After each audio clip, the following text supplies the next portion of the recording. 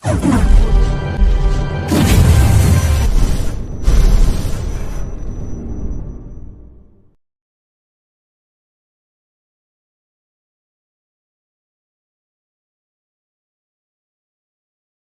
morning, Mike.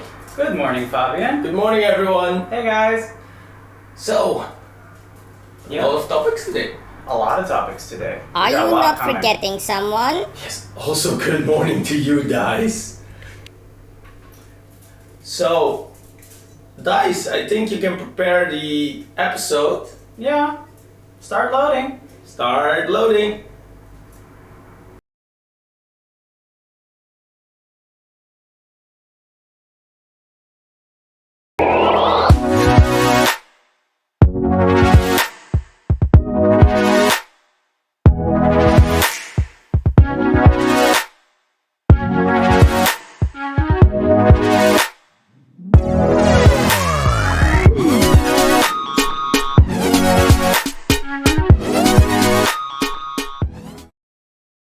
So, hey Mike, hey board gamers, were you also almost mind blown when on Twitter and Facebook of Days of Wonder this popped up?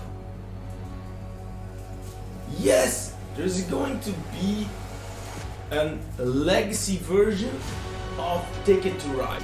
We're gonna get it from Alan Moore himself. He's not only going to do it himself, there were two other names spoiled in this video that put my hair straight up. He's going to work with two other legends. Does Pandemic ring a bell? It's gonna be Rob Davio and Matt Leog. And they're the founders a little bit on the legacy segment. They made from Pandemic Legacy, and after that an entire craze of some necessary and some non-necessary legacy games came out. So that those three legends are working together, it's like having Zeus, Jupiter, and Dice. Can I have a third legendary god that would never work together? Gods don't exist, Fabian. Okay, yeah, that's true. It's just been this spoiler trailer, but I am already excited. How are you? Hey, Dice. Could you give us a few examples of other legacy games out there?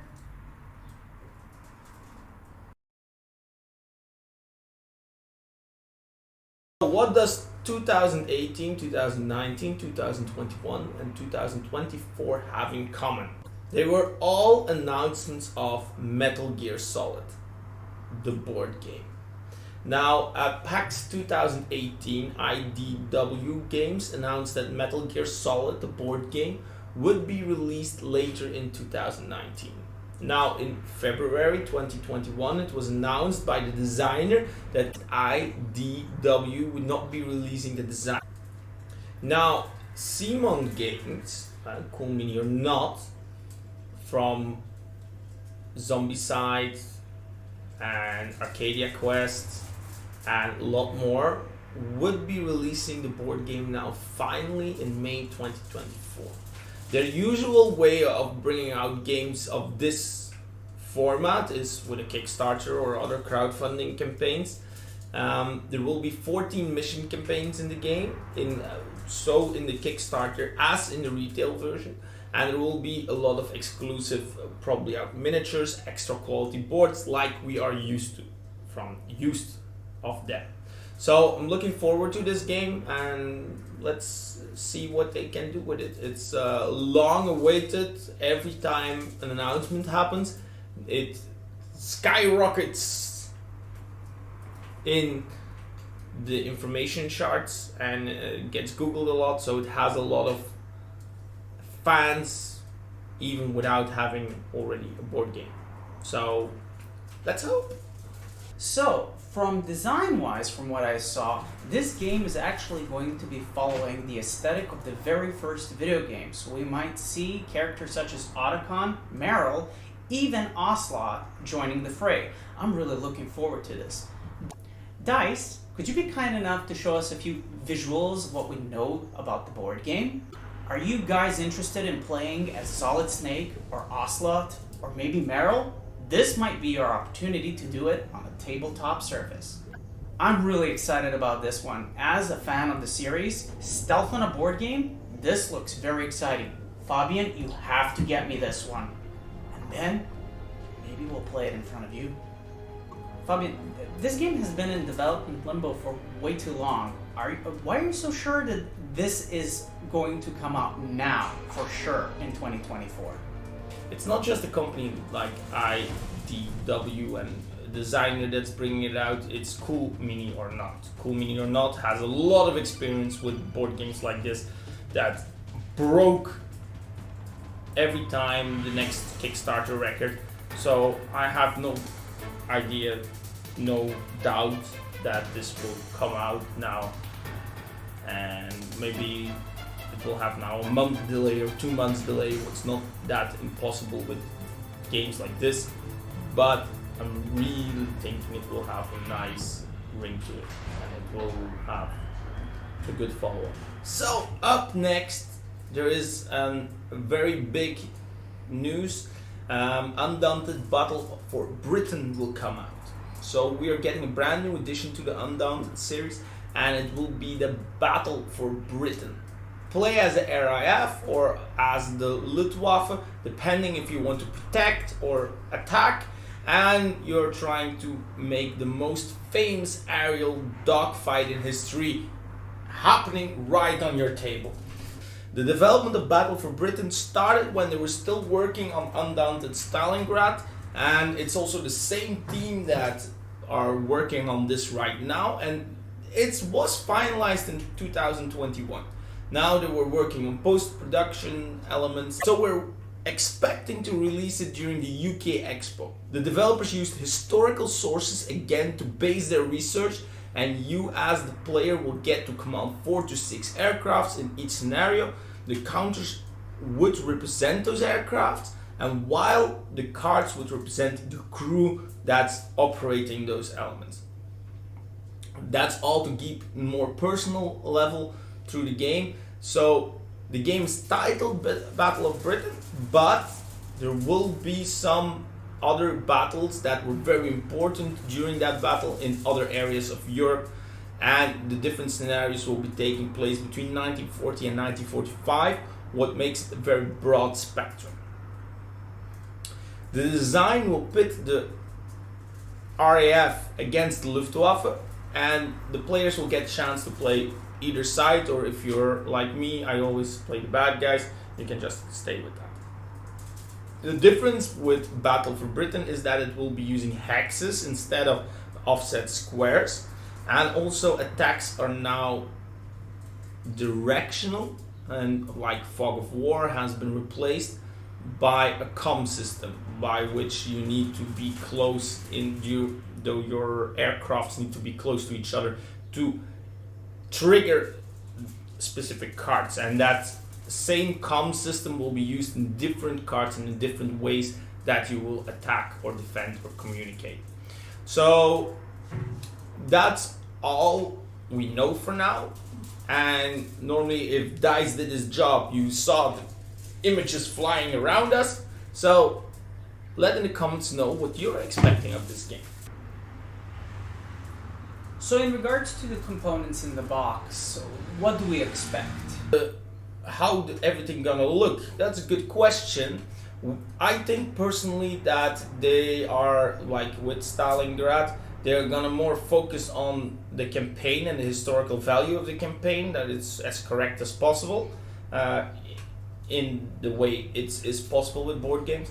But secondly, I think they're more working on getting a good game out there at a good price, and in that way create it for everyone. The community behind it can rally if they want to have miniatures in this game. They will probably create it themselves or find solutions for that.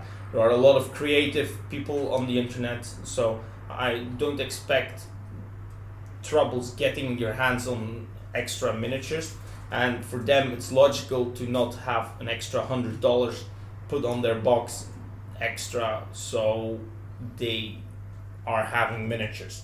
And in that way, I think they have found a good balance between nice components, nice cards, and good historical gameplay that works. So I'm looking forward to it. So we can basically expect some Spitfires, we can expect some of the famous aircraft from the era, which I'm looking forward to. And tell me, now that they're riding on their high of Stalingrad, Fabian, do we think that this game will be even better? Differences with their earlier entry in this market, I don't think there is a lot. They saw that most of their game is working, and what I think you will see is that there's 10% of twitching here and there in the rules, but the biggest issue that they try to solve, they solved with hexes, what makes attacking easier, moving easier, directing some specific cards, what makes it a better way of playing. So I would see that there are a lot of differences in the things that they wanted to change, but yeah, if you already have a gold struck, you're not gonna start digging somewhere else, so it's logical that they stay true to their origin. So yeah, that's gonna work out like that. Is it not enough? So we're gonna talk today about expansions. Expansions. Yeah, so there are so many expansions on the market of a lot of games, and lately I have a lot of the feeling that you have expansions like movie sequels. Yeah, definitely like that. A game goes very well, and then suddenly in the next year, it's like expansion, expansion, expansion. Constantly. And if those expansions would solve something or create more depth or create more energy or extra players if needed, then I understand an expansion. I have seen a lot of expansions that I said, okay, that's good, like 10 euros, a 5th player or 6th player, whatever. That's amazing. Some of these expansions, they add new mechanics, they add depth to the game, or something that was lacking. A necessary expansion, I would say, right? Yeah, or create a solution for a problem that a game has. Then they're necessary. Should games have problems? But again, if an expansion can solve it, why not? Yeah, and it's not because a game had a small issue. It was not a good game. It were very brilliant games, but some things, like for example, there are games that had for 5 players an option to play, but was not really good with 5 people because it took too much time or it became slow. Or we are here now talking today about unnecessary expansions. Bad expansions. They're not bad. They're worked on. You see that they're worked on, but they're expansions because a game is popular. It goes too rapid. It doesn't give extra content, extra depth, extra thing. It's just more cards of the same, and that's what I want to stop. Make expansions useful. Did you need more expansions of sea creatures? Do you need more lands? All of them the same. I've seen expansions where you buy an expansion, you heard it was a great idea. You buy the expansion, you open the pack, and oh my god, it's exactly the same. Small little bits have been added or subtracted from it, but when I play with people, they're like, well, this doesn't really change the game. It's exactly the same. And like you have games that just do this to create more replayability. I understand, but do this in the correct way, in the correct time frame in this.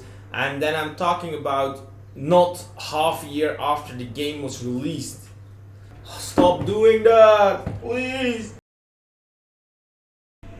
I stopped this segment because else we had a video of 2 hours. This will be continued. So, I am super excited about our last topic because it's been a weekly thing that we are showing Kickstarters that we 100% approve. So today we're talking about Command of Nature. So guys, load the video. So in this game you can choose one of the 4 factions: pebbles, leaf, droplets or twigs. So, and each of them has a sage that you will be representing. It will be a deck builder. Your basic deck will consist of elements and commands, and the marketplace will be there to upgrade your deck with battle ready elementals and command cards. And you will be able to use your command cards and your elementals to take your rival sages down. So the game was fully backed in just 13 minutes. It took longer for us to record this. And if you saw some recognizable artwork, you would have not been mistaken. Notice a similarity to an Unstable theme behind it. Unstable Unicorns, Here to Slay, and runes and regulations. And I probably think this will not be the last that they do.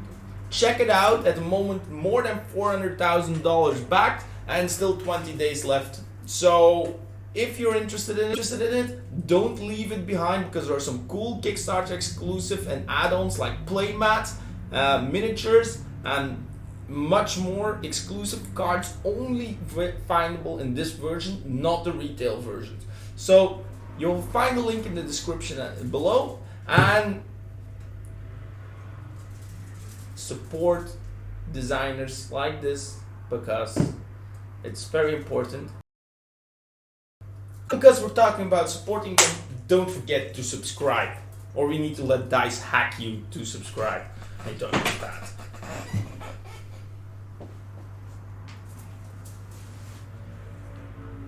Check it out. Subscribe.